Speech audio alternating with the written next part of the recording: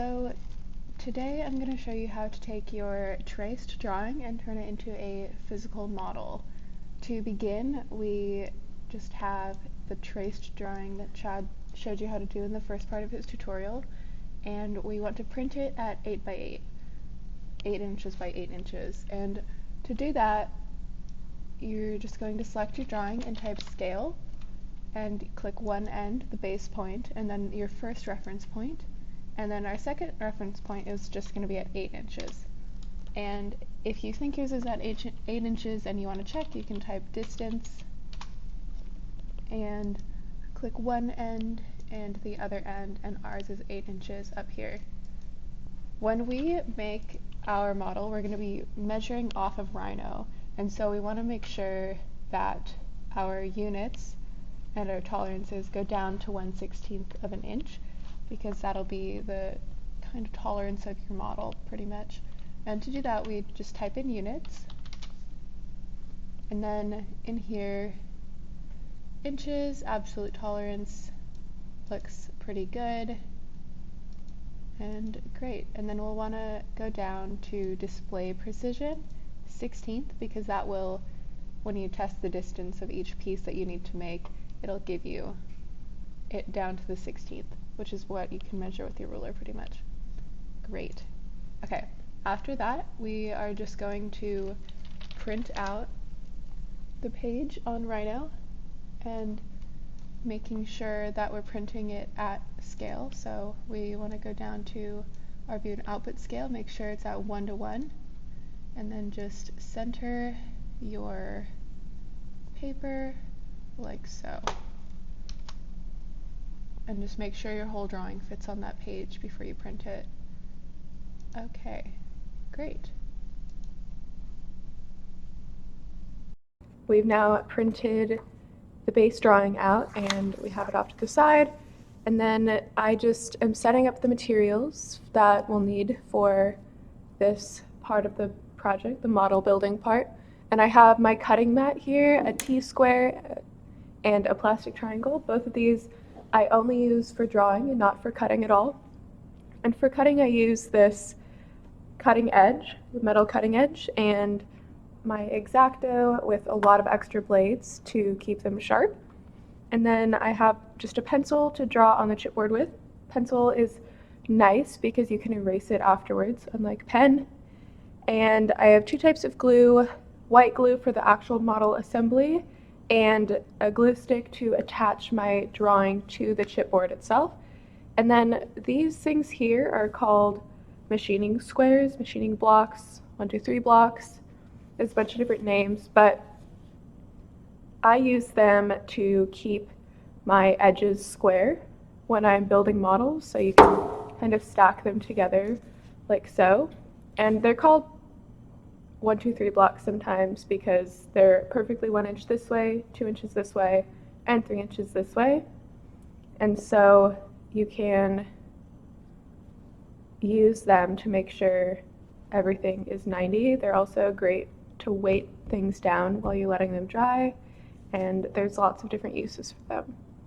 So to begin, I'm just going to cut out this piece of paper, my drawing, and then glue it onto the chipboard with as little wrinkles as possible. And so you just have to be really careful with it and take your time. Okay, so now I'm just using my X-Acto knife with a fresh blade on it and my cutting edge and my cutting mat to cut out around our 8 by 8 square drawing.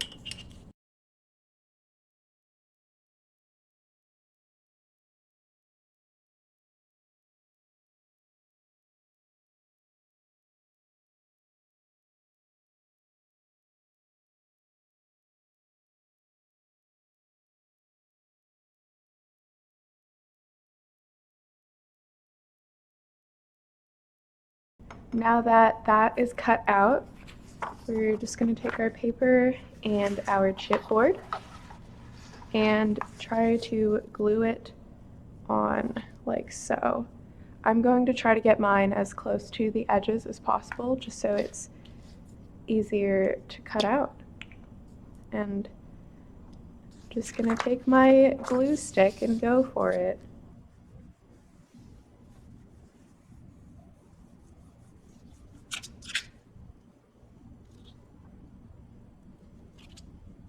Going for it in phases.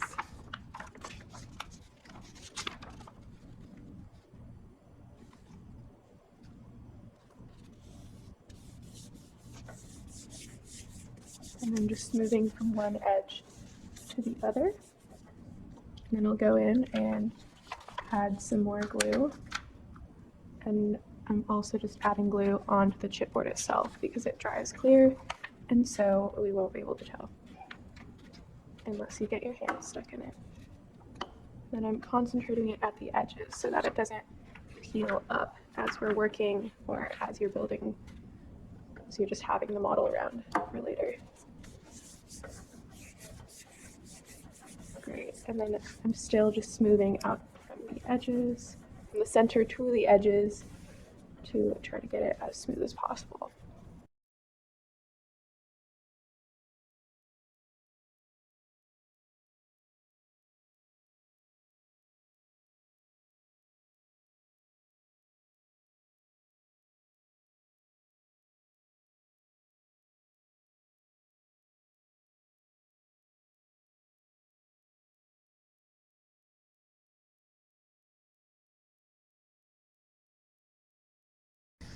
Now that our paper is glued down, we can go in and cut it out.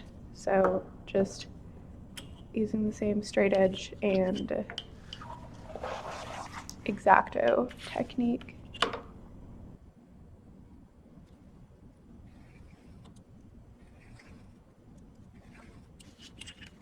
And then instead of pressing really hard to get through in one cut, I like to line my straight edge up and just do a few cuts with medium pressure until it gets through.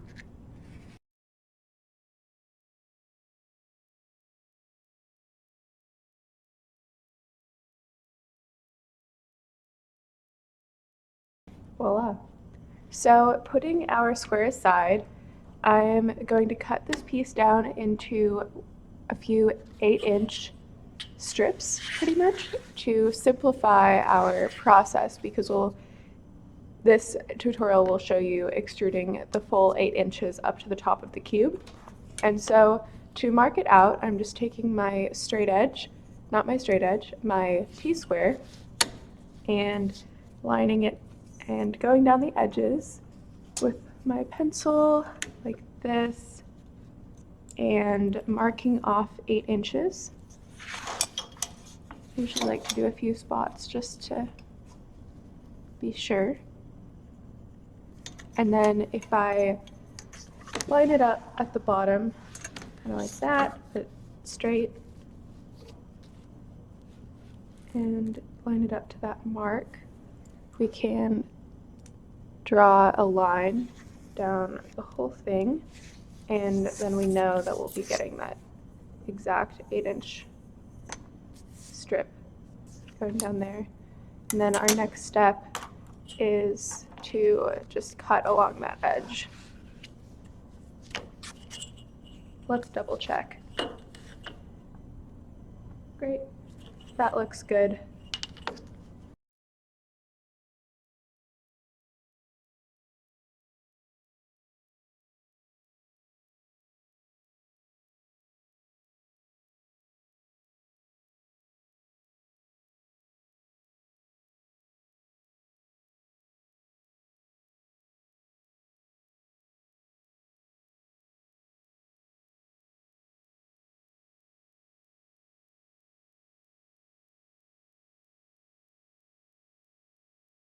So our 8-inch strip is cut, and we're just going to start building our extrusions. And today I'm just focusing on these 3 parts right here, this corner, and I'm going to show you 3 different ways that you can build your extrusions. And the first way is fully capped, and some of your professors are only having you guys do fully capped, so this is how I would do it. There's a few ways of going about measuring out your cubes. One thing you do have to take into account is the thickness of your material, and so it's going to add on to your measurements, and it'll be something that you have to pay attention to while you're making your cubes and your extrusions, just so that your tolerances all work out in the end. And there's a few ways of measuring this. You can measure it on Rhino and then transfer those measurements onto your chipboard, or you can also measure out the part here and make a little mark, and then using your plastic square, you can make sure that it's 90, and then draw a line up from there to get that first side. Great, so I'm just going to measure out the top part here and then the bottom part here. I don't know if you can see that at all, but I'm going to measure out those two parts and then cut them out, and we'll look at it again. And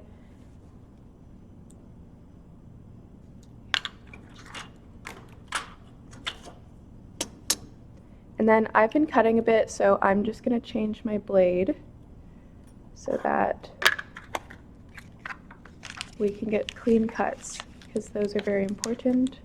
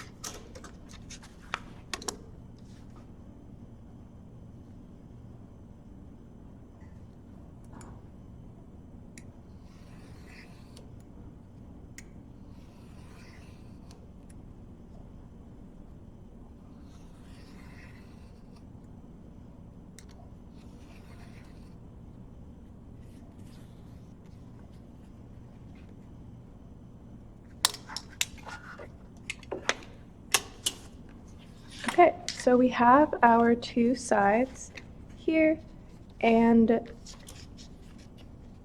they look like they fit well. And so when you're putting these together, we are sizing them to go on the inside.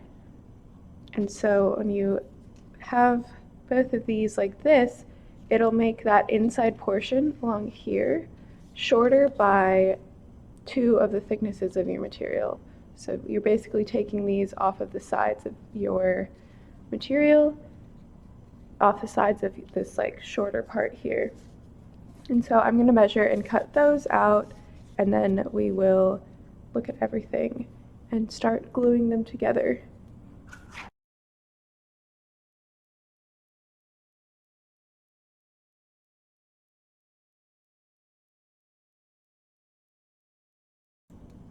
Now, instead of measuring it like this, I'm going to go onto Rhino and get the measurements for these 3 shapes, and I'll be right back. So we're back, and I've measured on Rhino, and I've written them down on here, and I would recommend writing them down somewhere else unless you want dimensions on your model.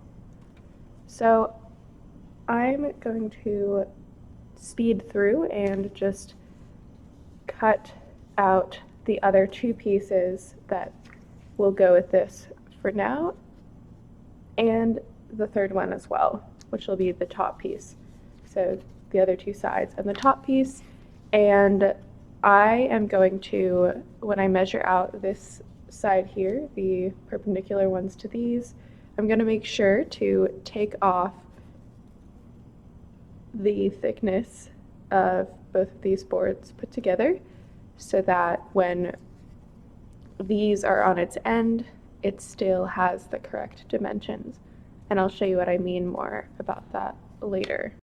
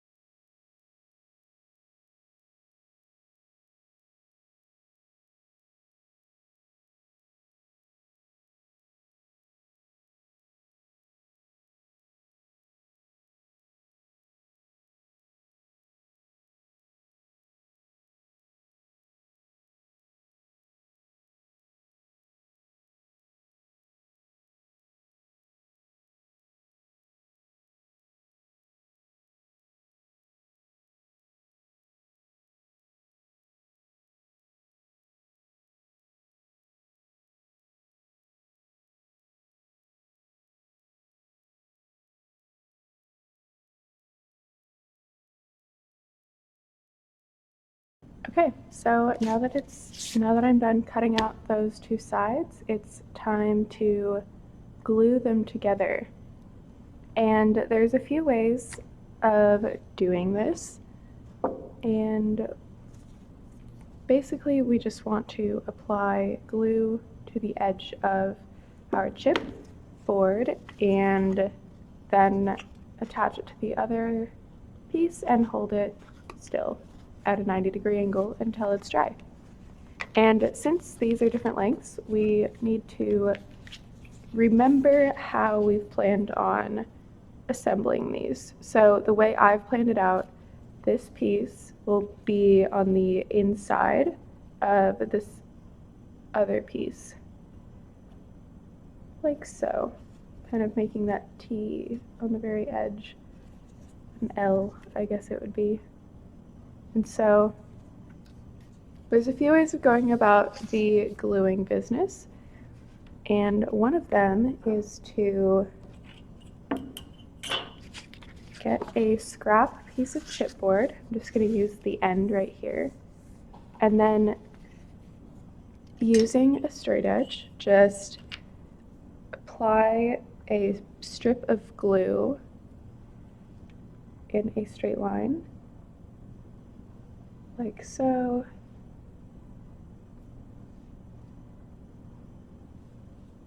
And then I've got a bit of glue on there, so I'll wipe it off.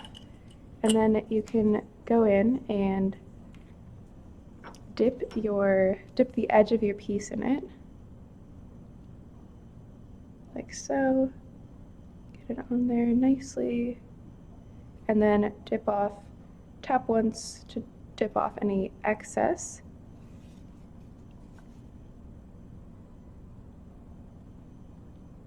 Okay, and then have your whatever you're using to make sure that it stays 90 ready. And I usually make this kind of sandwich type thing with my 1, 2, 3 blocks, and just starting at the edge, make sure that it's sitting there. The great thing about using white glue or tacky glue is that you have a decent amount of time to work with the pieces before they dry completely.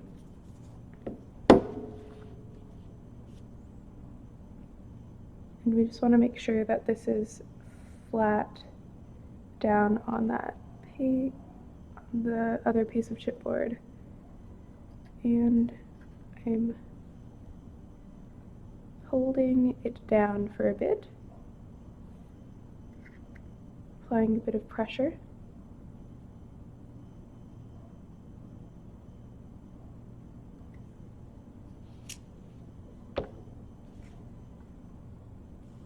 Great. And so this part is somewhat fragile right now, so make sure you don't touch it too much, but like I seem to be doing, let's make sure this stays down.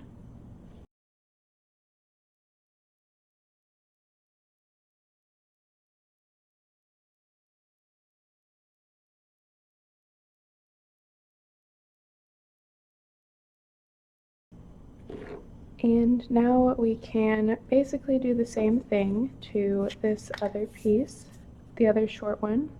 My plan is to kind of apply both of these on there and then put this next piece on top. And so I'll get my 1, 2, 3 blocks ready in there. And then using that same trick where we apply the glue in a line along the straight edge.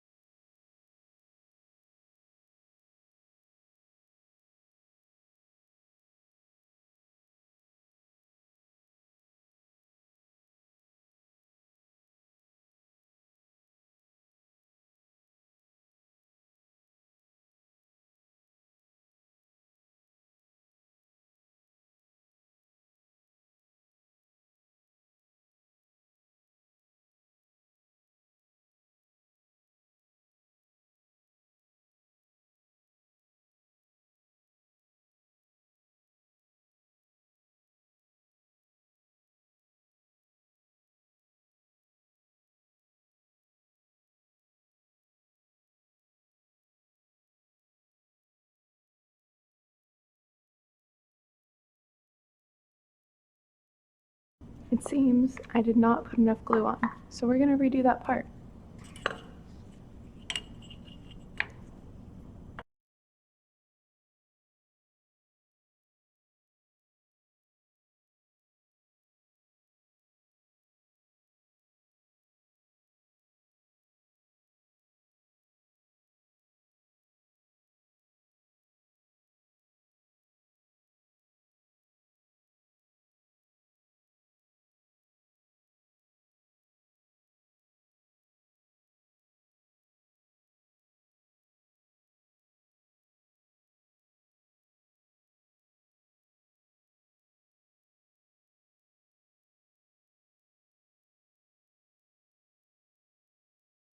Great. Now that we have our box tube extrusion thing, we can compare it to how it is on here. And that looks like a pretty good match. And so the next step is just to cut out this shape so that we can make a cap for this model.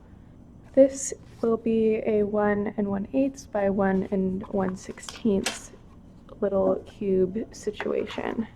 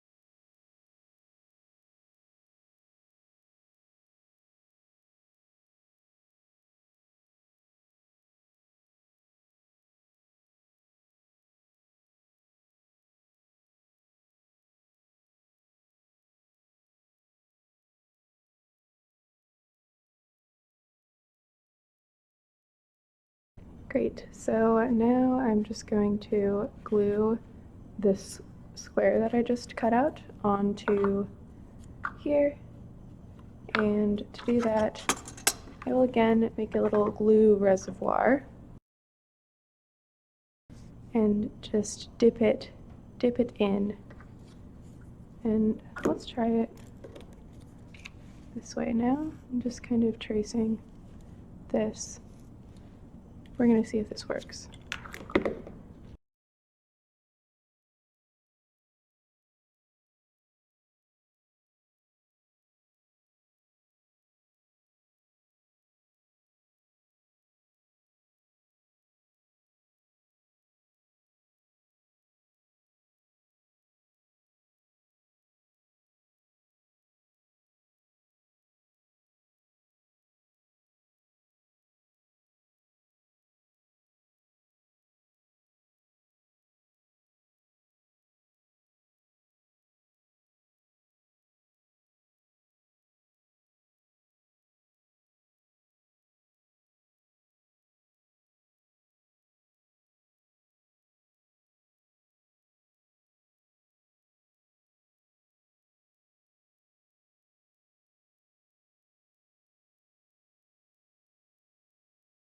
And you just watched me put on the cap and wipe away any excess squeeze out that was forming.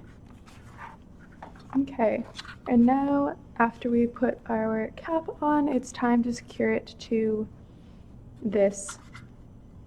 your base board. And so I'm just going to dip it in that same pile of glue that I was using for the original square.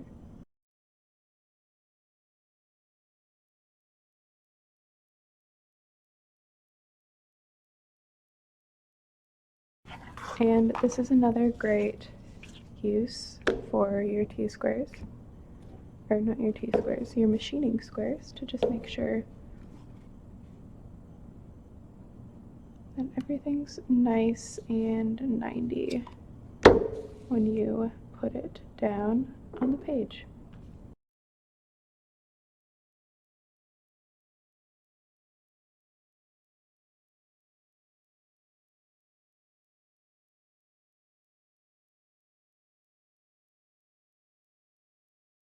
Okay, so we have our first tower. And it just fell over. That's super cool. That's because the glue isn't dry. So I'm gonna just put that one back on and actually let it sit for a bit.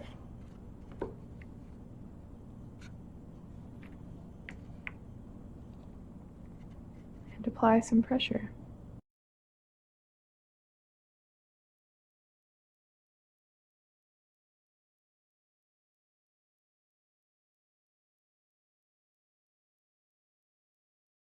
Just gonna lightly move this over and let it finish drying.